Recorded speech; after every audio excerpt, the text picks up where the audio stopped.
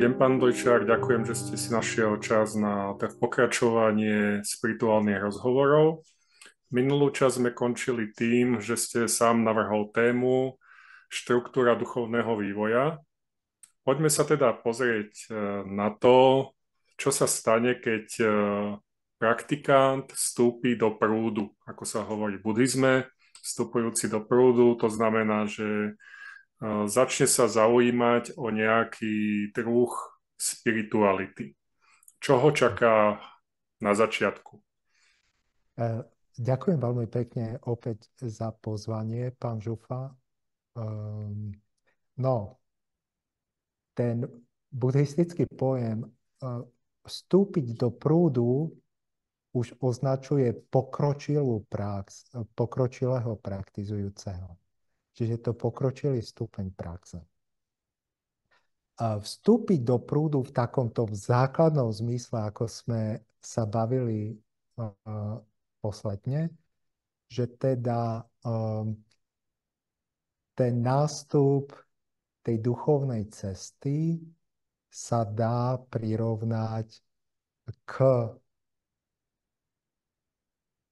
vstúpeniu medzi plavcov plávajúcich v rieke, čiže v takomto základnom zmysle môžeme hovoriť o vstupe do nejakého spoločenstva duchovne praktizujúcich. A teda,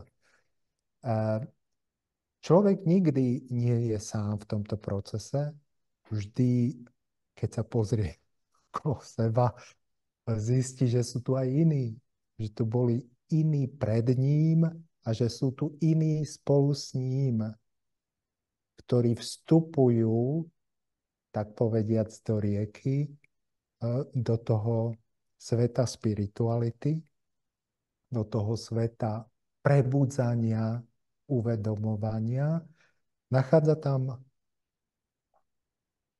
ďalších hľadajúcich a od nich sa môže učiť, od nich môže čerpať podnety k vlastnej praxi, od nich môže čerpať tiež motiváciu k tomu, aby pokračoval ďalej. A teda tá otázka teraz smeruje k tomu vlastne, ako začať, hej? Ako začať? Tak myslím, že a zda všetky tradície spirituality sa zhodnú na tom, že ten začiatok je spojený s nevyhnutnosťou redukovať poprvé aktivity, po druhé vnemy, po tretie myšlienky a citové väzby na všetko okolo nás, čo súvisí s praktickým životom v zmysle sebauplatnenia, kariéry, zábavy a podobne. Čiže človek musí istým spôsobom dosiahnuť v úvodzovkách stav uzobrania. Musí sa uzobrať. To je termín známy z kresťanskej tradície. Iné tradície používajú inú terminológiu. Ostaňme, povedzme, pri tomto termíne. Uzobranie. Uzobranie znamená, že človek sa sťahuje z toho výrvaru každodennosti, každodenného života, povinnosti a tak ďalej. Ale pozor. Nie na úkor toho, že by rezignoval na svoje povinnosti. Ale v tom zmysle, že prehodnocuje to, čo je pre neho dôležité, to, čo je podstatné. Teda inými slovami, prehodnocuje svoje hodnoty. Rebríček svojich hodnot. Takže prvá taká veľmi dôležitá podmienka duchovnej praxe je nastaviť rebríček svojich hodnôt tak, aby bol v súlade s tými hodnotami, ktoré tá prax so sebou prináša. A to bude viesť človeka k tomu, že samovolne, spontánne bude usilovať o uzobranie bez toho, aby rezignoval na svoje každodenné povinnosti, záväzky, povedzme povinnosti pracovné, záväzky rodinné, spoločenské a podobne. Tomu by nemalo dochádzať. Teda človek je vždy v nejakom stave spoločenskom. A tento stav so sebou prináša určité záväzky a tieto záväzky treba rešpektovať. Čiže pokiaľ má človek pracovné záväzky, praktizovať spiritualitu neznamená, že človek nebude plniť svoje pracovné povinnosti. Má rodinné záväzky, to neznamená, že nebude plniť svoje rodinné záväzky. Ale popri tom si nájde čas a energiu na to, aby sa venoval aj tomu, čo tá prax vyžaduje. A to nie je v rozpore, pretože tá prax nevyžaduje, aspoň nie z počiatku, siahodlhé ústrania, siahodlhé meditácie. Nemali by sme očakávať nejaké extázy a niečo na tento spôsob. Hneď napadajú úvod k tomu. Mňa hneď napadajú otázky na to. A také dve línie, s ktorými sa dá stretnúť. Prvá línia, to je ten taký, nazvem to, ezoterický spôsob hľadania duchovnosti, že žijem svoj nejaký život a teraz sa rozhodnem ísť na nejakú bubnovačku alebo na nejakú ayahuasku do Južnej Ameriky alebo do tmy. Lebo si chcem vyskúšať, chcem zažiť niečo duchovné. Mm-hmm. To je jeden spôsob. A druhý spôsob, ktorý ma napadá, je, nájdem si nejakú komunitu, ktorá sa venuje nejakej duchovnej tradičnej praxi. Začnem nasledovať inštrukcie, ktoré tam vyžadujú. Ten prvý spôsob je taký dnes veľmi moderný, že mám slobodu a vyberám si ten zážitok, za ktorý si zaplatím. Zaplatím si, idem tam, som tam nejaký čas, vrátim sa domov a poviem, mám zážitok. Ten druhý spôsob je taký, že väčšinou sú to nejaké komunity, ktorá má nejaké pravidlá. Hej, kresťania majú, že treba chodiť do kostola, zúčastňovať sa nejakých modlitieb, po prípade spoločne ísť na nejaké stretnutie modlitebné alebo na nejaké sväté miesto. Dá sa povedať, že niektorý z týchto spôsobov je lepší, horší, alebo bezpečnejší, menej bezpečný. Ešte je tu vlastne tretí spôsob, že ten človek ide svojou vlastnou cestou. Hej, že nikoho nekontaktuje a ide svojou vlastnou cestou a to už je asi na ňom. Takže keď sa pozrieme na tieto tri spôsoby, čo sa dá povedať o bezpečnosti pre psychické, fyzické zdravie, o nejakom vedení, o dôvere v nejaký systém. Čo by ste odporúčil takémuto človeku, ktorý sa rozhoduje pre... Tak možno len tak postupne ich rozbalíme, to klopko. Čiže tá spiritualita je vždy spôsob života. Hej? Spôsob života. Nejde o ojedinelé zážitky. Hej? Na spôsob zážitkov, ktoré sú vyvolávané sekulárnymi podnetmi, hej, čiže to, čo nazývate ten prvý spôsob. my sme zvyknutí žiť zo zážitkov alebo kumulovať, vyhľadávať zážitky a hromadiť tie zážitky. Turistika, dovolenky, gastronómia, rôzne predmety, ktoré vyvolávajú zážitky, rôzne látky, ktoré môžu vyvolať zážitky a takisto s tým aj nejaké závislosti. Hej? To je spôsob, ktorý ľudia bežne používajú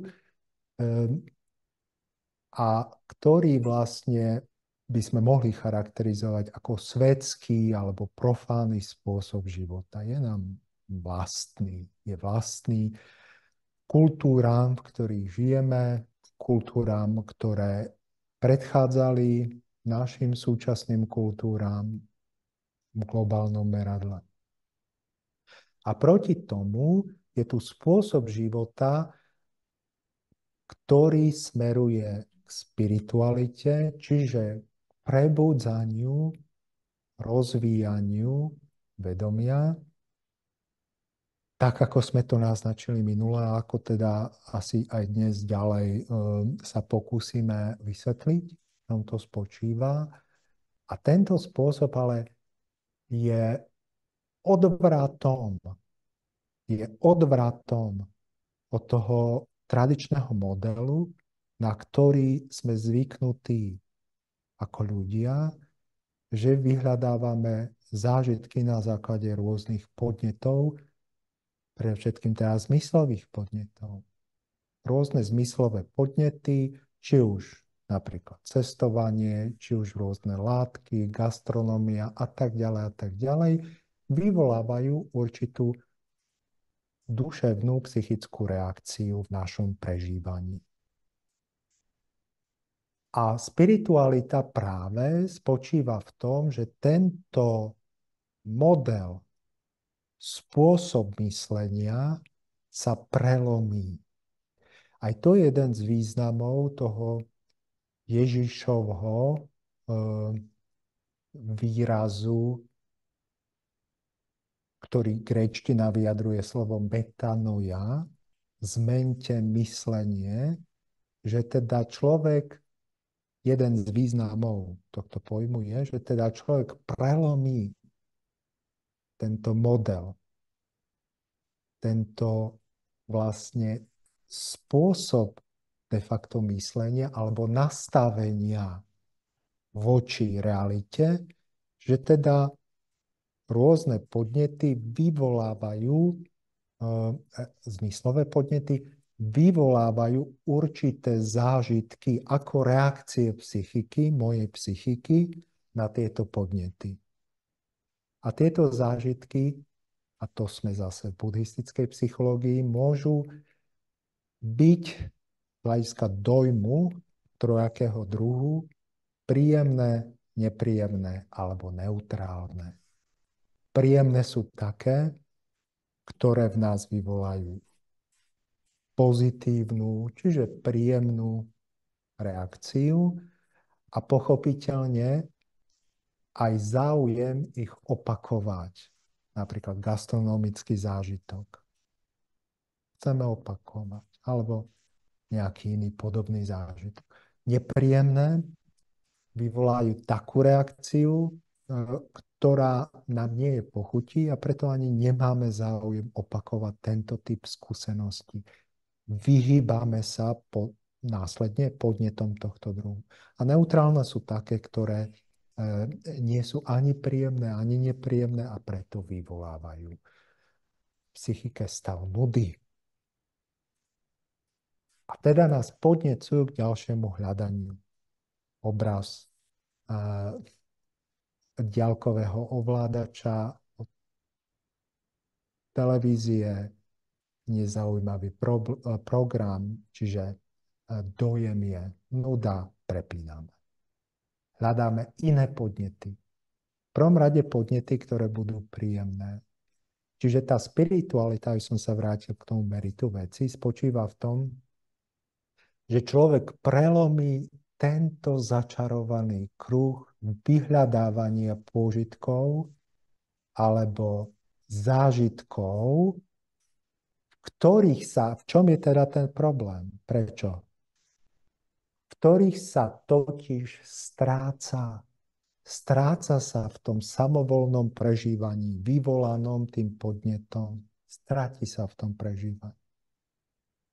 Keď už som použil ten obraz tej televízie, zaujímavý program televízny, nech je to čokoľvek, film, seriál, dokument, čokoľvek. Človek sa zapozerá, stratí sa v tom. Stratí sa v tom. Čiže jeho vedomie, presnejšie pozornosť jeho vedomia je pohltená tým dejom, tým dianím, tými obrazmi, tými javmi, tou vecou alebo vecami. Nech je to čokoľvek, pohár vína, tak ďalej, druhý pohár vína, tretí pohár vína. To je ten problém. A teda, čo je tá spiritualita? Spiritualita je presný opak toho strácania sa. Je to prebudzanie toho uvedomenia. Je to vyťahovanie pozornosti z jej polapenia predmetom, alebo presnejšie fenoménom, javom, obrazom, mentálnym obrazom. Je vyťahovanie tej pozornosti, jej izolácia. Izolácia vedomia od obsahu vedomia. A to je kľúčové rozlíšenie, o ktoré tu ide. A metanoja znamená práve v tomto kontemplatívnom význame alebo mystickom význame, o ktorom tu hovoríme. A tých významov môže byť viacero, aj nie teda. Z rôznych hľadisk sa otvárajú rôzne významové roviny. Teraz z hľadiska mystiky, alebo kontemplácie, alebo spirituality, to synonyma, ide o to, že sa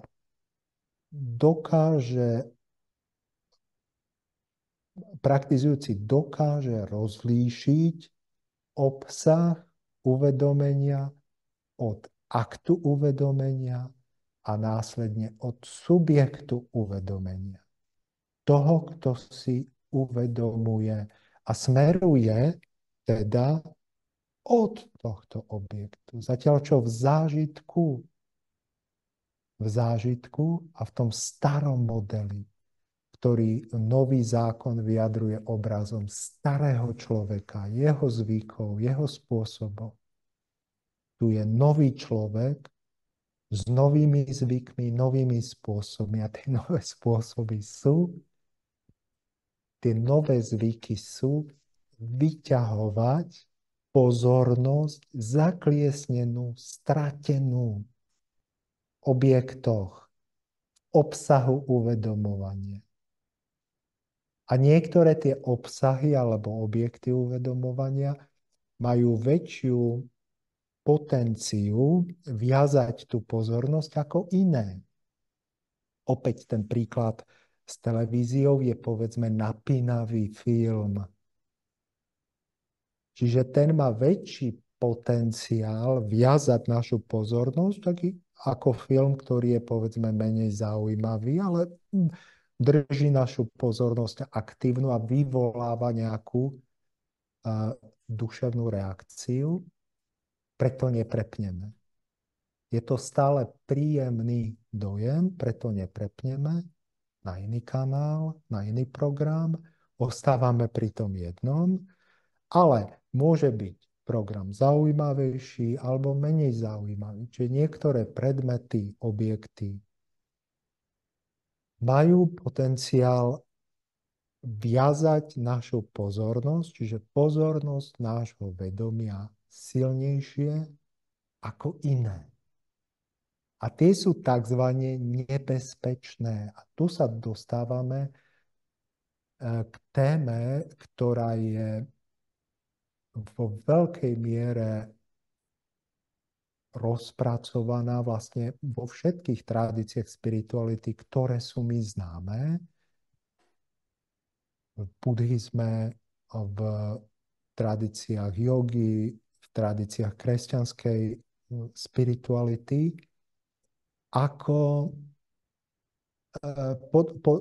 ako morálne východiská duchovnej praxe alebo morálne predpoklady duchovnej praxe. Čiže niečo vám hovorí buddhistický termín nivarána, že? Nivarána je 5 prekážok praxe. Interpretujú sa ako nejaké morálne východiská, síla v sanskrite alebo v páli. Morálne základy praxe. V kresťanstve je to, čo sa rozumie pod pojmom hriech.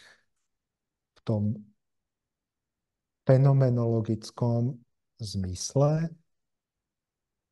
Čiže to, čo človeka vlastne odvádza v úvodzovkách od Boha v tej terminológii kresťanskej. Čiže v preklade do terminológie, ktorú som použil v tomto príklade, to, čo silnejšie viaže pozornosť nášho vedomia, natoľko, že táto pozornosť sa v tom objekte stráca. To je hriešné. To je hriešný objekt. To tak navrhujem, teda medzi inými, nielen sám, interpretovať ten pojem hriech. Rannokresťanská tradícia má aj iný termín pre tento jav, a to je termín logis moi, ktorý sa rozvíja v prvých storočiach medzi rannokresťanskými mníchmi, mníškami, pustovníkmi, pustovníčkami a ktorý potom systematicky rozpracoval Evagrius Ponticus v 4. storočí vo svojom katalógu 8 zlých alebo nežiaducích myšlienok. Ten Evagriov katalóg 8 logis moi zlých alebo nežiaducich myšlienok sa stal základom pre morálno-teologickú náuku o 7 hriechoch, ktorú potom uviedol do morálnej teológie a pastoračnej praxe latinskej cirkvi pápež Gregor Veľký práve na základe tej staršej tradície, mníšskej tradície, kontemplatívnej tradície z Egypta a Blízkeho východu. Keď som spomínal ten buddhistický pojem nivarána, to je 5 prekážok, ktoré musia byť odstránené. Odstránené nejakým úsilím predchádzajúcim tej samotnej praxi a potom prehlbované z hľadiska odstraňovania, vykoreňované tou vlastnou koncentračnou alebo kontemplačnou praxou v tých rôznych školách buddhizmu.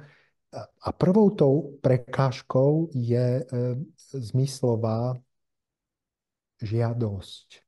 Žiadosť po zmyslovom prežívaní. Áno? Žiadosť po zmyslovom prežívaní. Čiže môžeme uvažovať nad tým, že či tie rôzne súčasné ponuky, napríklad zážitkové,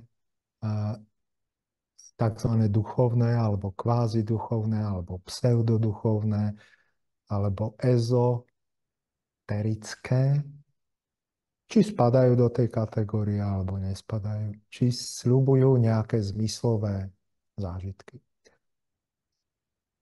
Žiadosť po zmyslovom prežívaní je prvou prekážkou kontemplatívnej praxe vo všetkých tradíciách buddhizmu. A je nasledovaná ďalšou prekážkou, ktorou je hnev alebo nevôľa ako reakcia na to, keď sa mi nedostáva uspokojenia mojej žiadosti, povstáva hnev.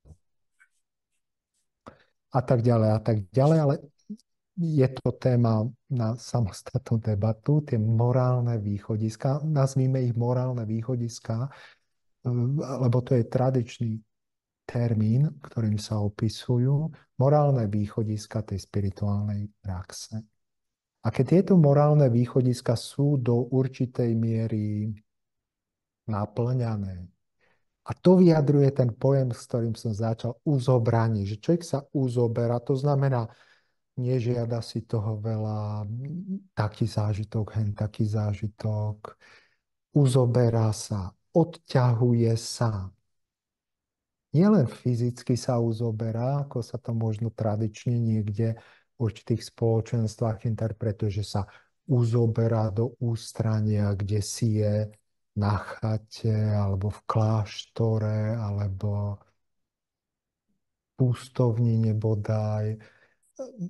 Ale uzoberá sa tým, že odťahuje svoju pozornosť od objektov. A zvlášť od tých objektov, ktoré majú ten potenciál silno viazať tú pozornosť a ten môže byť individuálny. To znamená, u niekoho jeden typ objektov vyvoláva takúto psychickú reakciu toho jedinca, že vznikne silné naviazanie tej pozornosti na daný objekt.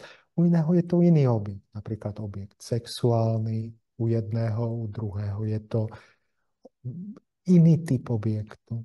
Že to je dosť individualizované vždy, ale je potrebné nejakým spôsobom vyvinúť úsilie o odťahovanie pozornosti od rôznych objektov, ktoré strhávajú túto pozornosť práve, a to je vlastne výhoda tých tradícií, to je vlastne ten druhý prípad, o ktorom ste hovorili, že sú tu určité tradície, môžeme ich nazvať aj inštitúcie, ktoré tradujú určitú náuku a určitú skúsenosť spojenú s touto náukou. A to je ten prípad, o ktorom som hovoril v súvislosti s Evagriom, v súvislosti s tou buddhistickou náukou o 5 prekážkach Nivarána a tak ďalej a tak ďalej. No a teraz ten človek, ktorý vlastne metaforicky vstupuje do tej rieky, stretáva sa tam s inými vstupujúcimi do tej rieky a začína plávať. To znamená, že sa odťahuje od tých rôznych lákadiel, ktorým doteraz spontánne, nekriticky prepadal, podliehal, jeho pozornosť bola spontánne viazaná, strhávaná rôznymi objektami tohto druhu, tak teraz robí niečo iné. Mení myslenie, obracia sa, prechádza metanojou, prechádza premenou. Tak takýto človek samozrejme musí vyvinúť správne úsilie. A to správne úsilie potom spočíva tiež v tom, že si volí oporu pre pozornosť. Tak, ako sa učí tú pozornosť odťahovať od rôznych objektov, musí ju logicky, čisto logicky, musí ju viazať na nejaký žiaducí objekt. Ona samovolne vychádza k rôznym objektom a teraz tá úvodná časť praxe spočíva v tom, že táto pozornosť sa zámerne a cieľavedome viaže na nejaký objekt, ktorý je žiaducí a ktorý pomôže túto pozornosť ďalej kultivovať, rozvíjať, prebudzať. To je to prebudzanie vedomia. Prebudza sa najprv pozornosť a pozornosť sa vracia postupne do svojho zdroja, ktorým je vedomie. A tým je, a môžeme nadviazať na vašu tradíciu, ktorou je zen a týmto objektom v prvom rade je telo. Preto ten zásadný význam pozície v zazene.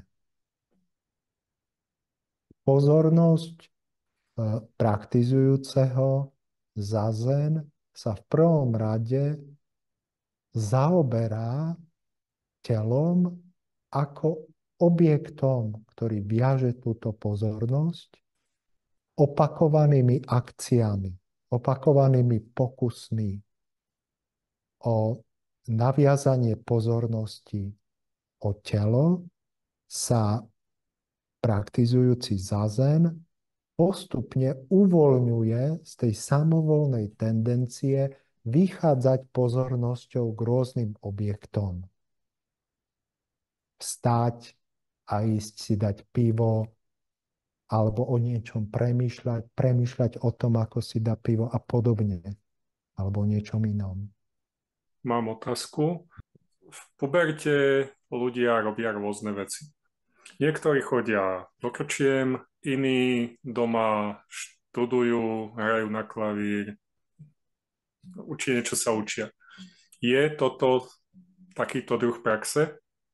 Upriamenia pozornosti? Lebo ten človek, čo sa doma učí, musí obetovať to, že nejde s spolužiakmi na pivo, ale doma poctivo niekoľko hodín cvičí a teda sústredí pozornosť na jednu vec. Dá sa povedať, že toto je takýto istý druh praxe? Je to vec sklonu alebo sklonov. To je otázka sklonov. To znamená, že človek koná pod vplyvom sklonov alebo hybných síl. Sklony sú základné hybné síly, síly, ktoré hýbu našou pozornosťou určitým smerom. Respektíve smerom k určitému objektu. Napríklad, niekto má záujem o nejaký nástroj, o hudbu, tak ako spomínate. To znamená, že má sklon, tendenciu, základný záujem, ktorý usmerňuje jeho pozornosť určitým smerom k tomu nástroju, k tej praxi a tak ďalej a tak ďalej. Iný, povedzme, nenachádza v súčasnom stave svojej existencie, nenachádza nejaké výrazné sklony, nudí sa. Je v stave nudy, všeobecnej nudy, tak chodí na pivo, chodí s kamarátmi a tak ďalej, nevie sa ničoho chopiť. Tá jeho pozornosť nie je posúvaná. Nie je posúvaná nejakým výrazným sklonom k nejakému objektu záujmovej činnosti, športu, štúdiu a potom k praxi.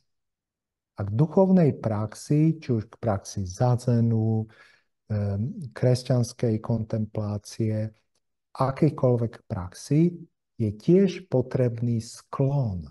Je potrebné budovať sklon, čiže sklon znamená záujem. Základný úmysel, vôľu konať určitým spôsobom. A tento sklon sa rozvíja zámerne, alebo ho človek v sebe objavuje ako daný. Ano, to je možno prípad tých pubertiakov alebo adolescentov, ktorých spomínate, ktorí v sebe na podnet blízkych alebo učiteľov, vychovávateľov nachádzajú nejaký sklon alebo nejaké sklony a opäť na základe podnetov z toho prostredia, ktoré ich obklopuje školské, mimoškolské, rodinné, tieto sklony rozvíjajú. A môžu byť tie sklony intenzívnejšie alebo menej intenzívne. Niekto nepotrebuje posúvať, iný potrebuje posúvať, ďalší potrebuje viac posúvať. ale je tam nejaký sklon. A v oblasti spirituality takisto je nevyhnutné rozvíjať ten sklon, to zameranie vôle k tej praxi, čo teda neznamená niečo technické v prvom rade, ale to znamená záujem uvoľňovať pozornosť od objektov pozornosti, tým pádom izolovať pozornosť rozvíjať a skúmať. A to rozvíjanie pozornosti sa vždy deje na základe nejakej opory pre pozornosť. Sa vraciam k tomu, čo sme pred chvíľkou hovorili, že prvou oporou pre pozornosť v zazene je telo. Druhou oporou hlbšou je dých. A ten dých vonkajší, fyziologický proces dýchania je len bránou do hlbšieho dýchu, ktorý sa v niektorých tradíciách nazýva vnútorný dých, alebo v nadväznosti na tradíciu jogy, z ktorej vlastne aj rôzne tradície buddhizmu vychádzajú, či priamo alebo nepriamo, sa nazýva pránou. V židovsko-kresťanskej tradícii, biblickej tradícii je to nefeš, dých života. A tento dých života nefeš sa stane tou základnou oporou pozornosti aj v praxi zazenu, ktorá viaže tú pozornosť, postupne sa vyvezujúcu od tých rôznych doterajších objektov pozornosti, vyvezujúcu sa. Tuto pozornosť viaže nový objekt, ktorý je svojou povahou atraktívnejší. Prána, nefeš, dých života, vnútorný dých, ako substrát, ako substancia vonkajšieho procesu fyziologického dýchania. A na základe tohto vnútorného dýchu sa pozornosť ďalej prejasní, izoluje do takej miery, že ostáva pozornosť ako pozornosť. A vtedy nastupujú nárad v úvodzovkách, takzvané kensho v zene, čiže ponorenia do toho, čo je základ pozornosti. Až smerom k tomu, čo niektoré tradície nazývajú satori, čo je odkrytie toho základu alebo zdroja, z ktorého pozornosť vychádza. A my ale pozornosť, bežný človek pozornosť nachádza až akoby v takej záverečnej fáze, keď už je nalepená na objekt. Až vo veľmi odsudzenej forme poznáva pozornosť. A žiaľ, stráca sa v tom objekte následne. Čiže ten proces, o ktorom sa tu bavíme, duchovného snaženia, úsilia, pokroku, spirituality, je procesom odťahovania pozornosti od jej väzby na objekt, jej izolácie, jej prejasňovania a hľadania alebo odkrývania jej zdroja. A ten zdroj tej pozornosti sa nazýva v niektorých školách buddhizmu Budhová podstata, technicky satori a podobne. Tu sme sa dostali ako dosť vysoko. Ja by som sa vrátil na ten začiatok. Je teda nejaký človek, ktorý začne nejako pracovať so svojou pozornosťou. V realite sa stretávame s tým, že väčšina ľudí povie, ja verím v Boha, idem do kostola, tam venujem pozornosť omši, idem domov a žijem svoj život.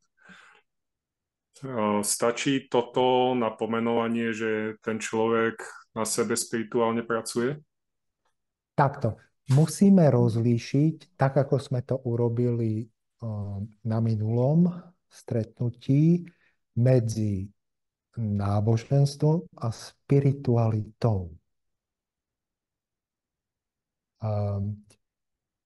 Čiže rôzne formy náboženskej praxe majú v sebe spirituálny aspekt, ale akoby intenzita toho spirituálneho aspektu sa mení podľa typu tej praxe. Čiže v kresťanských tradíciách máme takisto rôzne typy kontemplatívnej praxe, ktoré sú rozvinutím a prehlbením tej základnej náboženskej praxe toho kresťanstva v tých rôznych podobách, ortodoxné kresťanstvo, katolícke kresťanstvo. Hej? Čiže aj tá prax základná náboženská by mohla byť prehlbovaná smerom ku kontemplácii. Nevždy sa to tak však deje a nevždy je o to záujem. Čiže povedzme, v súčasnosti sme svedkami opäť určitého oživenia záujmu medzi kresťanmi o tento kontemplatívny rozmer, v tomto prípade náboženského života kresťanov. Ale nie je to, opakujem, vždy tak.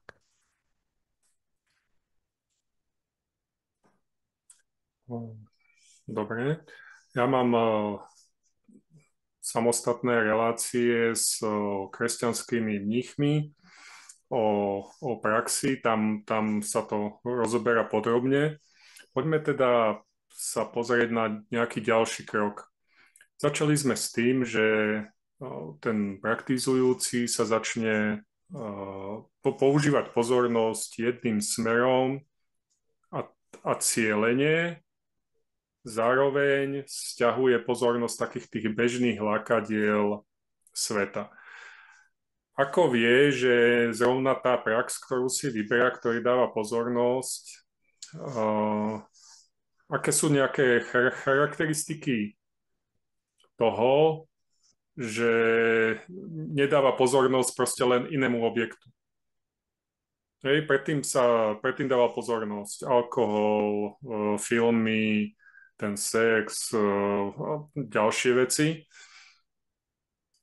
Teraz si vybere nejakú prax a nejaká iná duchovná prax mu povie, ale toto není dobrá prax. Poď k nám, u nás je tá správna prax. Na základe akých charakteristík sa ten človek môže rozhodnúť, nejakých všeobecných, že vyberám si túto, lebo spĺňa to niečo, tie charakteristiky. Opäť, ja myslím, že je to vec sklonu, čiže povedzme sklon vybrať sa tým smerom alebo iným smerom. Niekto inklinuje viac ku kresťanstvu v tej forme, v inej forme. Ďalší inklinuje k buddhizmu v tej forme, k inej forme. Ďalší inklinuje k indickým tradíciám jogy v tej forme inej, šivaistickej, višnuistickej, džinistickej. Ďalší inklinuje k židovskej kabale. Keď už sa teda bavíme o tom kontemplatívnom rozmere tých tradícií, hej, kontemplatívny alebo mystický rozmer, ja to používam ako synonyma. Mystika, kontemplácia. Čiže je to vec sklonov, čiže inklinácií, ktoré vedú človeka tým alebo oným smerom. A potom praktická otázka, že ako človek rozlíši, že je akoby na dobrej ceste, hej? No, v prvom rade si musí uvedomiť, že ten koncentračný objekt, nazvime ho koncentračný objekt, má byť jasný a stály. Jasný a stály. Nech je akýkoľvek.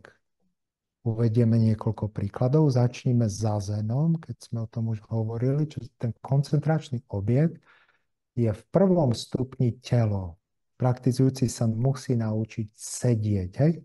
Na to je teda metafora sedenie, sedieť. Sedím. Hej? Musí sa naučiť sedieť. Kým sa nenaučí sedieť, tak na ostatné veci môže zabudnúť, čiže na to, že by nejako pozoroval ozaj pozorne dýchanie, alebo že by, ako hovorí Sando Kaizen, zaujal duševný postoj akoby hory, ktorá nezaujate pozoruje alebo necháva plynúť tú oblačnosť tých myšlienok a emócií, že? Ako to on vysvetľuje. Tak na to ešte môže zabudnúť celkom spokojne, pretože musí najprv zvládnuť ten prvý krok, ktorým je v úvodzovkách naučiť sa sedieť. Áno? Musí trošku zdisciplinovať tú pozornosť, musí vzniknúť ten návyk, že je opäť sklon. Je to budovanie duchovného sklonu. Postupné budovanie duchovného sklonu, ktoré si vyžaduje určitý čas, určité nasadenie, čiže určitú energiu a s tým súvisiacu disciplínu. Čiže pokúša sa sedieť, vyhľadáva spoločenstvo, ktoré robí niečo tohto druhu, čiže iný praktizujúci zazen, kde čerpa inšpiráciu, kde čerpa silu k tejto praxi, učí sa.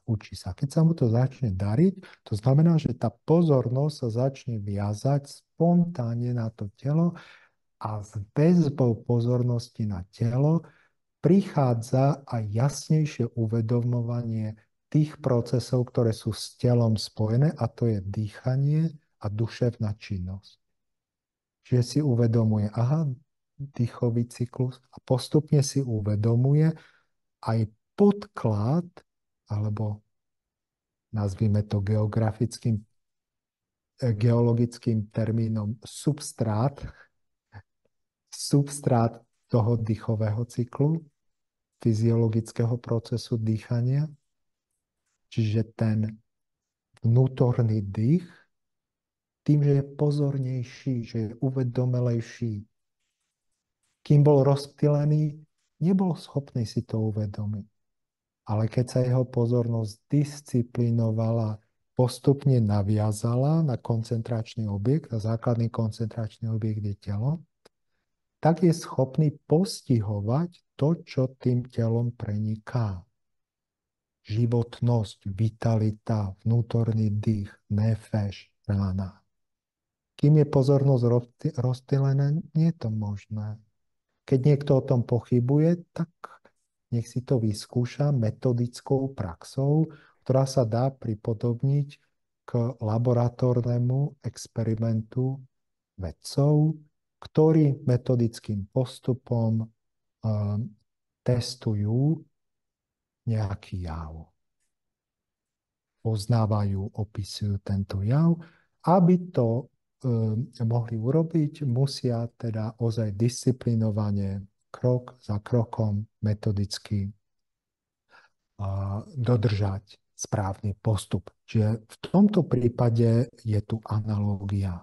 Treba dodržať určitý postup, ktorý opäť tradícia traduje odovzdávať ďalej na základe skúseností predchádzajúcich generácií, skúseností mnohých, ktorí išli pred nami. Nech je to akákoľvek tradícia, traduje nejaký odkaz spirituálny a tá človek má pozvanie reprodukovať ten experiment, ktorý iní pred ním vykonali podľa metodického návodu tej či onej tradície. Čiže vedie pozornosť k telu a od určitej miery intenzifikácie pozornosti potom sa v tom poli tej otvárajúcej sa pozornosti alebo otvárajúceho sa uvedomenia objavujú veci dovtedy, javy, dovtedy skryté. Nie preto, že by boli skryté, ale preto, že boli prehliadané. Z dôvodu rozptýlenosti pozornosti. Boli prehliadané. Ale keď sa pozornosť uzoberie, odtiahne od objektov, tak sa tam objavia nové objekty, pránické objekty, jasnejšia duševná činnosť. Čiže potom môže nastúpiť aj ten tretí krok, o ktorom hovorí Sando Kajsen, že človek zaujme postoj nezaujatého pozorovateľa duševného diania. Ale rozptýlený človek nie je pripravený na takýto krok.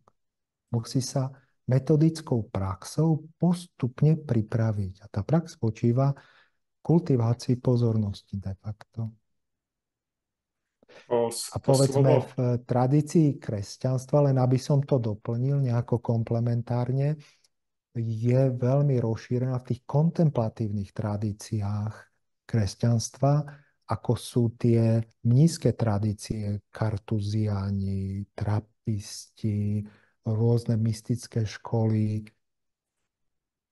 Je rozšírená prax tichej modlitby alebo opakovanej modlitby. V tradícii ortodoxnej, pravoslavnej sa nazýva, alebo podobu predovšetkým tzv. Ježišovej modlitby. To znamená opakovaná modlitba, najprv slovná modlitba, verbálna nahlas a potom tichá modlitba, bez slov, ktorej obsah sa nemení. Gospod Jezus Christe, Syne Boží, pomiluj mňa hriešňom. To sa opakuje tisícekrát denne. Ako hovorí ruský pútnik v tých legendárnych rozprávaniach ruského pútnika svojmu duchovnému otcovi. A iné zdroje, Filokália a podobne. V latinskej tradícii kresťanstva máme niečo podobné. U svätého Františka, ako ukazuje páter Špidlík vo svojich štúdiách a podobne.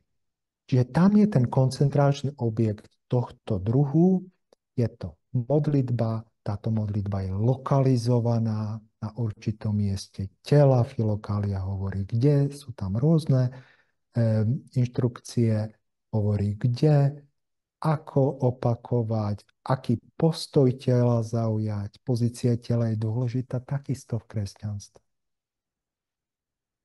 Trošku odbočka k svätému Dominikovi. Dominikánska tradícia doteraz traduje tzv. 9 spôsobov modlitby svätého Dominika. Svätý Dominik, zakladateľ dominikánskej rehole z 12. storočia. A 8. spôsob modlitby svätého Dominika je sedenie. Pochopiteľne nie je opísané v tých dominikánskych prameňoch do takých podrobností a v takej podobe, ako je opisované v školách Zenu. V žiadnom prípade nie je opisované ako nejaká pozícia lotosová a podobne, ale je tu určitá súvislosť, určitá paralela medzi 8. spôsobom modlitby svätého Dominika, ktorým je sedenie, a tradíciou sedenia v rôznych školách Zenu.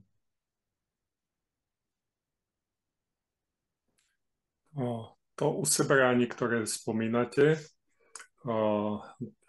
pani Hogenová, neviem teda, či doktorka Hogenová, asi doktorka Hogenová, filozofka, to často spomína. A osobne mi tam, ja ju rád počúvam, ale osobne mi tam chýba práve ten odkaz na nejakú fyzickú prax. Pretože my tam proste v takom tom ezoterickom svete sa za meditáciu alebo také meditačné vytrženie považuje práve opustiť telo. A tá filozofia mi prípada veľmi podobne, že rozpráva sa správne, ale nikde sa neodporúča žiadna fyzická časť, tým myslím toto telo, že s tým telom niečo konkrétne vykonávam. A podobne to nachádzam aj v psychológii. Je veľa ľudí, ktorí rozpráva pekné veci, správne veci, ale znova, nikde není odporúčanie na žiadnu fyzickú prax. Podľa toho, čo hovoríte, tak tá fyzická prax je súčasťou tej spirituálnej praxe. Že nedá sa proste opustiť telo a byť v nirváne. Alebo je to inak? Takzvaná fyzická prax je, povedzme, nejakým vstupom do toho priestoru spirituality, pretože človek je aj fyzickou bytosťou, tak ako sa nachádza v tom stave tej odsúdzenej pozornosti nalepenej na objekty. Filozofi by povedali v stave alienácie. Už nepôjdeme ďalej do filozofie. Tak človek má tento fyzický rozmer, nie je možné tento rozmer ignorovať. Čiže vychádza sa z tohto rozmeru, ale neostáva sa pri ňom, lebo to fyzické sa prestane javiť ako fyzické. A to sa dá prirovnať k interpretáciám fyzikálnym, klasická newtonovská fyzika versus kvantová mechanika. To, čo sa javí z určitého pohľadu ako hmota, fyzikálna realita, kvantová, newtonovská fyzika, to sa z iného pohľadu javí ako vlnenie alebo inak kvantovej mechanike. Čiže znova niečo podobné môžeme identifikovať aj v priestore spirituality. To, čo sa spočiatku javí ako fyzické, z hľadiska zmyslov, 5 zmyslov, sa to javí ako hmota. Biologický organizmus, to sa pri bližšom skúmaní tou správnou spirituálnou praxou, tou praxou vedenia pozornosti metodickým spôsobom k opore pozornosti a potom ďalej od opory pozornosti k pozornosti samotnej a k zdroju pozornosti. Zdroju, z ktorého pozornosť vyviera, tak to sa potom javí celkom inak.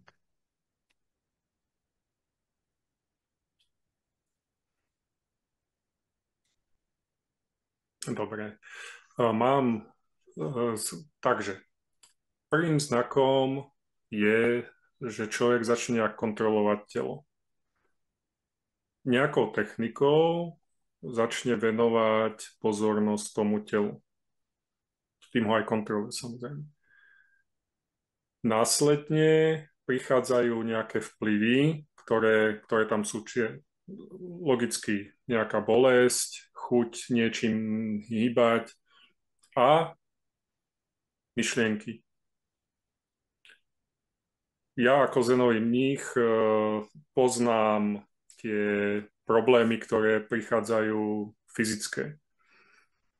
Ľudia s tým majú najväčší problém na začiatku. Ale viem, už zo skúsenosti aj svojej, aj praktikantov,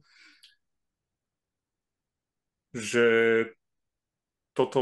túto fyzickú časť sa není až taký veľký problém. Dá sa takmer rýchlo prekonať. Vyseparuje to mnoho ľudí, ale není to až taký problém.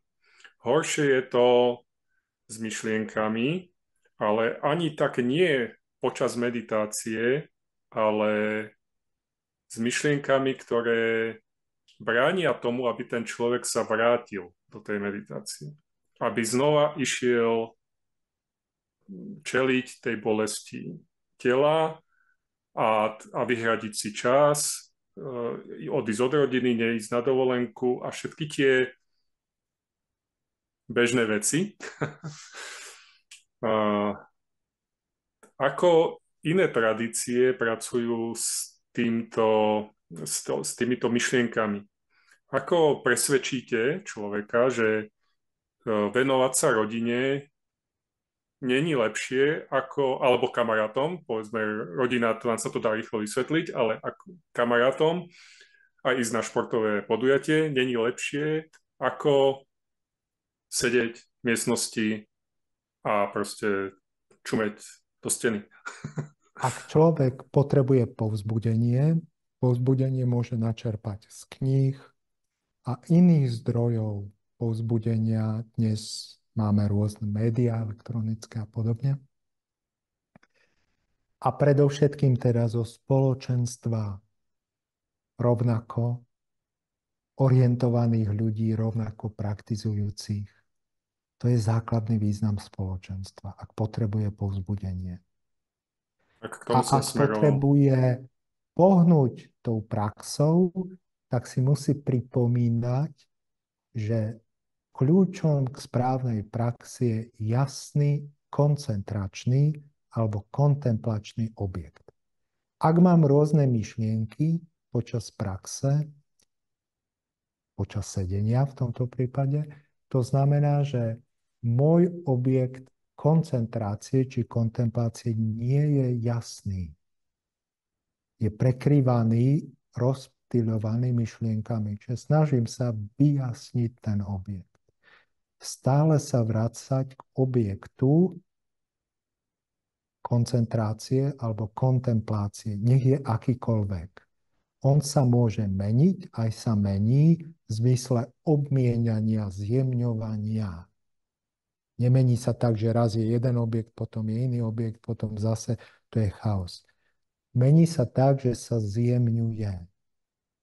Zjemňovanie objektu znamená, že pôvodne zmyslový objekt, čiže objekt detekovaný 5 zmyslami, sa mení na energetický objekt mimo priestor detekcie 5 zmyslov. A tento energetický objekt sa stáva základnou oporou pozornosti, ktorá umožní pozornosti sa prejasniť, izolovať od objektu, rozpoznať ako pozornosť, rozlíšiť.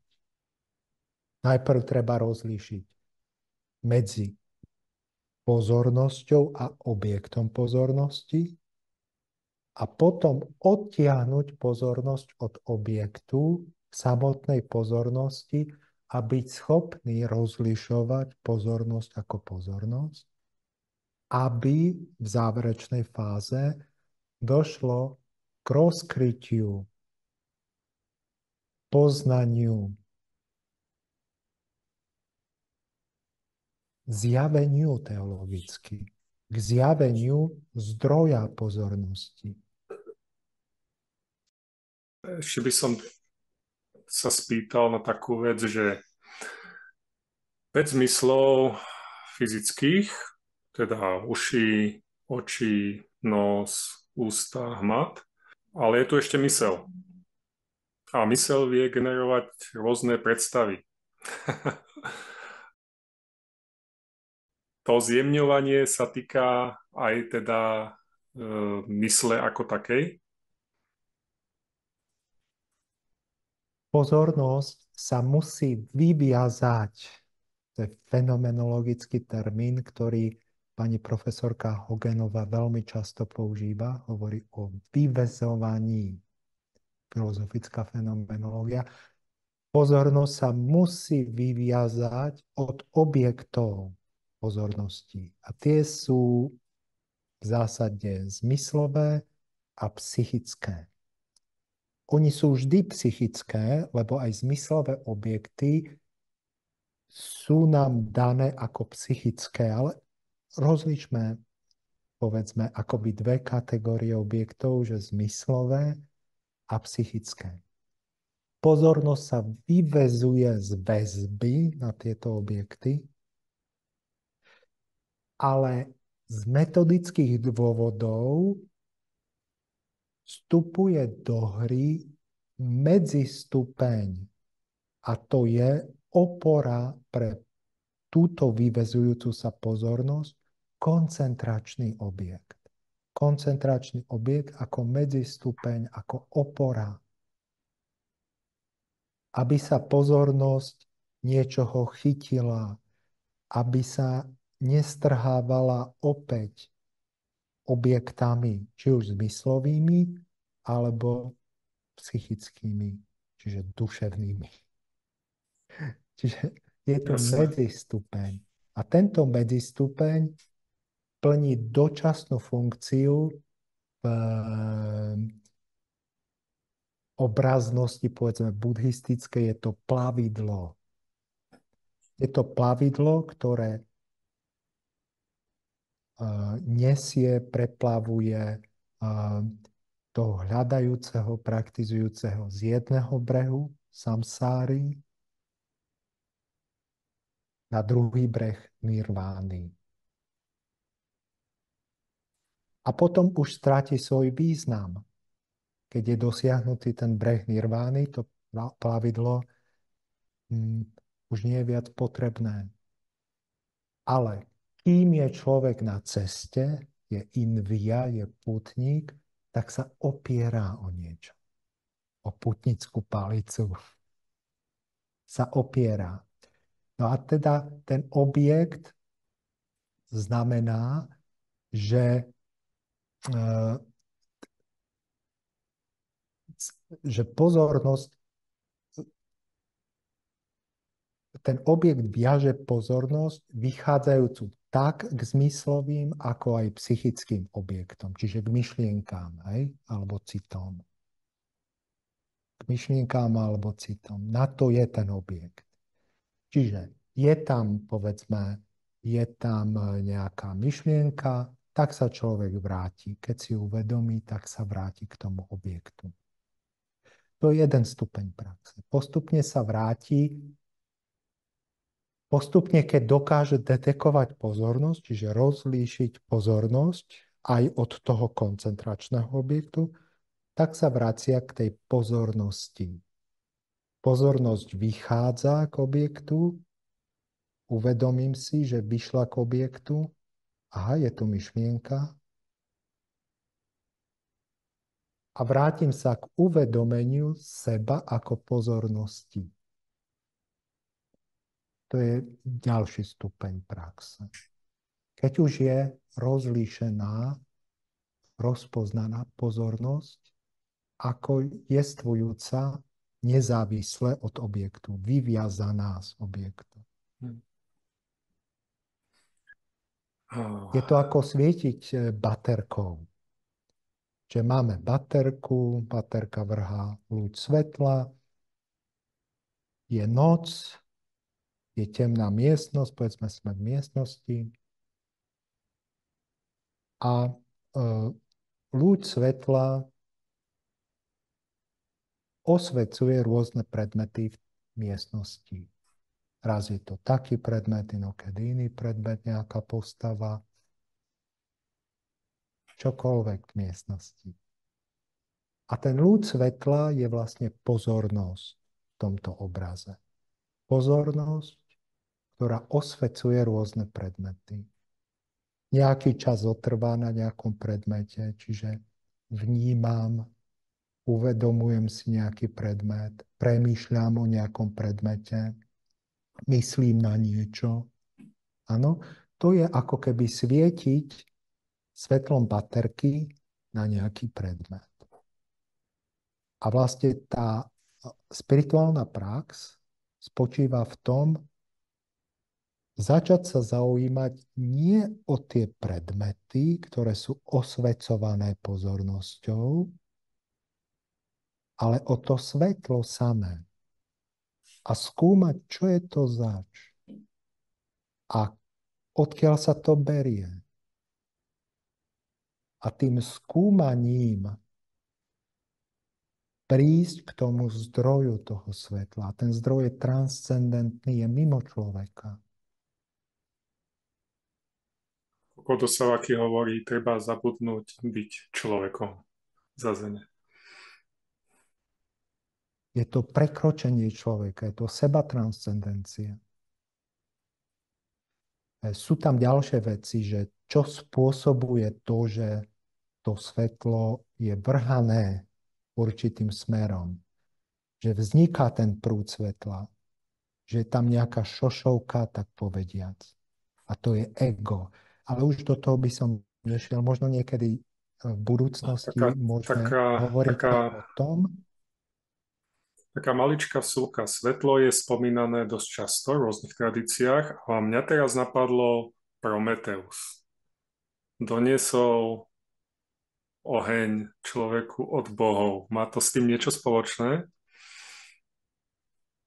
To svetlo práve, máte pravdu, je v rôznych tradíciách.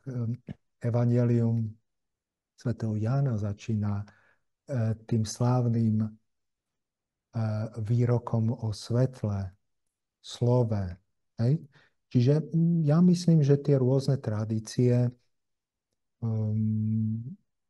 odkazujú rovnakým smerom, a to smerom k svetlu vedomia, pretože to svetlo je svetlom vedomia. Nie fyzikálnym svetlom, ale tým, čo umožní, že vôbec niečo viem, že vôbec mám nejakú skúsenosť, či zmyslovú skúsenosť, alebo psychickú skúsenosť, že si uvedomím nejaký cit, že si uvedomím pud, že si uvedomím myšlienku, reťaz myšlienok. To všetko je možné vďaka svetlu vedomia. A kde nie je toho svetla vedomia, tam je nevedomý stav. Tam je obrazne aj doslovne temnota, nevedenie. Kde by nebolo vedomie, základný význam slova vedomie je vedieť. Úplne najzákladnejší význam. Vedomie odkazuje na vedieť, že vôbec o niečom viem, že je tu predmet, že je tu zvuk, že je tu nejaký vnem, hmatový napríklad. Je tu hmatový vnem a je tu uvedomenie. A bez tohto uvedomenia môže byť koľko len chce hmatových vnemov, ale pokiaľ nie sú tie vnemy uvedomené, ako by neboli, sú nevedomé. Váš osobný názor, keď sa bavíte, určite ste sa niekedy bavili s kolegami z iných odborov, vedcami, ktorí nie sú religionisticky naladení, a proste aký je váš názor na to tvrdenie, že vedomie len mozog využíva, že vedomie není tvorené mozgom? Lebo na toto sú teda teraz vo vedeckej obci také dva pohľady. Niektorí vedci tvrdia teda, že mozog je len príjimač a vedomie tu je. A tí, povedzme, ja to nazvem staršie zmýšľajúci vedci zase tvrdia, že nie je to mozog, generuje proste vedomie, aj ten religionistický názor, aj tie názory na Boha. To už je veľmi teda špecifická téma v zmysle, že si vyžaduje väčšiu pozornosť, môžeme sa k nej niekedy vrátiť. Takto, súčasný vedecký výskum je založený na materialistických východiskách, teda vo všeobecnosti chápe vedomie ako epifenomén nervovej činnosti alebo hmoty, biologickej hmoty neurónov nervového systému.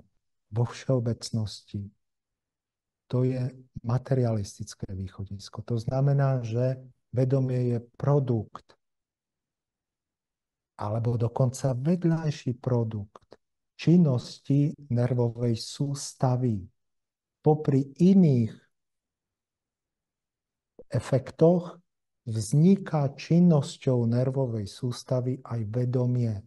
To je súčasný vedecký pohľad, všeobecný vedecký pohľad na vedomie, ktorý je materialistický. Tak To chápanie vedomia, ktoré tu naznačujeme, má staršie dejiny a úplne iný kontext. A v tomto kontexte vedomie nemá materiálnu povahu a nie je odvodené ani podmienené činnosťou nervovej sústavy pri zachovaní určitých možných korelácií medzi nervovou sústavou a vedomím. Korelácie sú možné, súvislosti sú možné, ale vedomie nie je derivované z činnosti, nie je odvodené z činnosti nervovej sústavy. To je staršia filozofická koncepcia vedomia a teda to sú koncepcie vedomia, tak ako sa vyskytujú v tých tradíciách, ktoré som tu zmieňoval. Pre všetkým je rozpracovaná v tradícii Mahajány, v Yogačáre, čo je asi najväčšia tradícia Mahajánova. Hej. To je nematerialistický pojem vedomia. To som trošku odbočil a ja by som uzatvoril teda túto našu tému takým posledným pohľadom. Keď mám prednášky pre ľudí o zene, keď sa ma pýtajú na že na čo je to dobré pracovať s pozornosťou, alebo teda vôbec toto robiť, tak im ukazujem, nech sa pozerú okolo seba a nech sa pozerajú na pozornosť jednotlivých ľudí. A aby chápali, o čom hovorím, tak dávam taký úplne základný príklad, ktorému každý rozumie. Keď sa pozriete na drogovo závislého človeka alebo na ľuďoch, ktorí sa zdržiavajú okolo vlakových staníc a podobne, majú veľmi rozbitú pozornosť. Nie sú schopní udržať pohľad, nevedia proste s vami komunikovať, tak vedia si niečo vypýtať, vedia chvíľku vám dať tú pozornosť, ale okamžite sú niekde inde. Hej, stratia sa v nejakých myšlienkach, rozprávajú sa. To je tak jeden extrém. Hej, v nemocniciach je takých, vo väzeniach je takých ľudí veľa. Ten druhý extrém je, že keď stretnete pozorného človeka, tak vás ako keby dobíja, vám baterky. Dáva vám plnú pozornosť, cítite, že ten človek vás ako keby až skenuje pohľadom, že je tam úplne prítomný. Sú rôzne štádia medzi tým. Môže byť človek, ktorý má vynikajúcu pozornosť, napríklad je to hudobník, zrovna má koncert, na tom koncerte sa dokáže absolútne sústrediť. Aj keby tam vybuchla bomba, on tam dokáže proste byť prítomný v hre na ten klavír. Ale ľahko sa stane, že keď skončí a žije v normálnom nejakom živote alebo na ulici, zažije niečo a tam sa mu pozornosť ľahko rozbije. To hovorím nejako medzistav. Tiež to vnímate týmto spôsobom, že duchovný vývoj človeka poznáte podľa použitia pozornosti, alebo máte ešte nejaké iné znaky toho, že s kým máte tú česť? Ako vy pracujete s týmto? Ako je to veľmi široká otázka, ostaňme len pri tej pozornosti ako jeden z ukazovateľov, áno, veľmi dôležitý. Súhlasím s tým, že ten základný ukazovateľ toho vlastne spirituálneho a jeho odkrývania v človeku, alebo teda transcendentného, opäť iné slovo, transcendentného v človeku, ukazovateľ vo forme pozornosti. Áno, pozornosť je tým ukazovateľom, ako je lucidná ako dokáže byť jasná, ako dokáže byť, tak povediac, pevná. Ale pozornosť je treba skúmať, rozpoznať v jej povahe. A ten prípad, ktorý ste uviedli ako druhý, v tomto príklade je prípad hudobníka, ktorý opiera svoju pozornosť o interpretáciu a činnosť spojenú s interpretáciou nejakého diela, čo je dočasná opora. Je to koncentračný objekt de facto, ale ten objekt je dočasný. A v tej spirituálnej praxi ale ide nielen o to opierať tú pozornosť a ďalej ju prejasňovať, robiť ju lucidnou, čiže kvalitnejšou, ale ide predovšetkým o to poznať povahu pozornosti. Poznať povahu pozornosti znamená poznať, odkiaľ sa tá pozornosť berie v tej našej skúsenosti. Kde sa to tu berie? A to je to, čo odlišuje tú prax, povedzme, človeka, ktorý s tou pozornosťou pracuje zámerne vo svojej profesii, od tej spirituálnej praxi, kde s ňou znova pracuje zámerne, ale ide, tak povediac, hlbšie. Ide ďalej. Má bežný človek možnosť, okrem tej pozornosti, ktorú dávam ako príklad, rozpoznať duchovne vyspelejšieho človeka, ako je on sám? Narážam na to, že sa hovorí, že len Budha rozpoznáva Budhu. Alebo je dobre sa držať naozaj tých tradícií a tam neskúmať, či ten človek, ktorý ho vedie, je nejaký duchovnejší, ale ho proste nasledovať. Čo v kresťanstve sa vyžaduje, ale zároveň kresťania pre iné tradície hovoria, nenasledujte tých ľudí, lebo to je mylné učenie. Iné tradície zase spätne na kresťanstvo a podobne. Poznáte to? Opäť je to komplexná otázka. Čiže povedzme, to je význam tých inštitúcií, ich prínos, že tá inštitúcia je svojím spôsobom garantom, hej? Že garantuje, že OK, že toto je tradícia, ktorá bola overená, odskúšaná, odovzdáva sa v nejakej forme, je tu nejaká textová časť tej tradície, je tu nejaká praktická časť tej tradície. To je význam skutočne, ktorý je nezastupiteľný a ktorý tá tradícia ponúka tým hľadajúcim alebo praktizujúcim.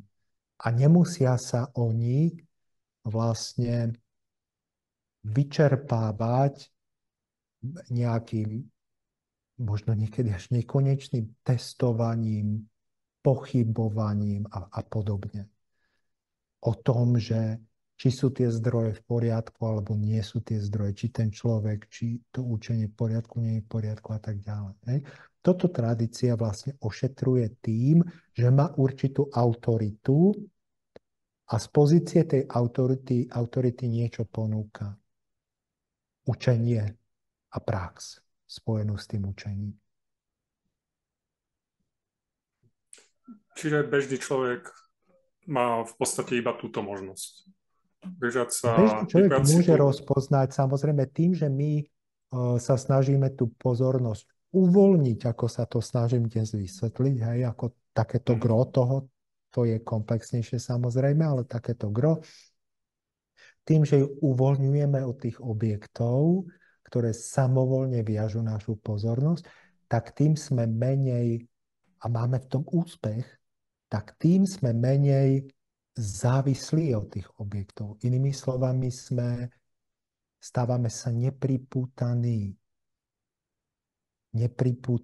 Čiže nepripútanosť objektom, zvlášť objektom potešenia, je takým znakom, hej? Čo je logicky vyplývajúce z toho.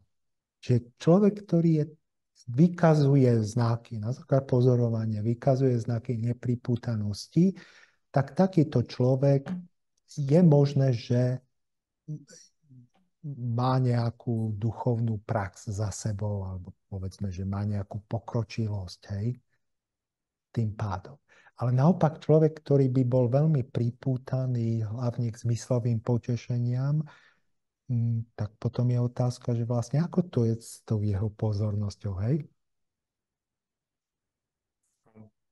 Dobre, ja ďakujem, že diváci vydržali so svojou pozornosťou sledovať nás a počúvať. Dnes to bolo dlhšie, bolo to náročnejšie, zo párkrát sme to museli prerušiť, snáď sa mi podarí to zostrihať tak, aby to bolo pre divákov príjemné na počúvanie a pozeranie. A ďalšiu tému ja teraz nebudem nadhadzovať. Keď niečo spolu nájdeme, tak sa dohodneme a môžeme urobiť ďalšiu časť.